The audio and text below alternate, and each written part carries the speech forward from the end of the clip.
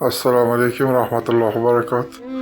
Hammalar yaxshimisizlar? Bugungi manfaatli videomiz do'ga qilish. Birinchi qismi bu.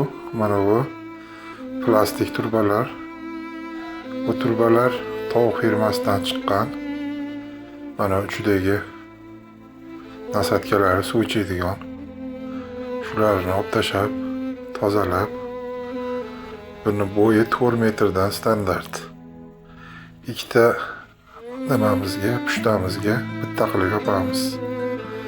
Mana shunday holatda ikkita pushtani yopyapmiz. Temir armaturachani qoqib oldik yerga. Mana shunday qilib har 2 metrga ikkitadan pushtani yopib ketyapmiz.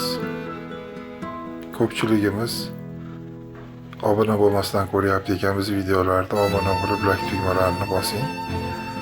Keyingi ikkinchi qismida salafan o'rashni ko'rsatib o'tamiz.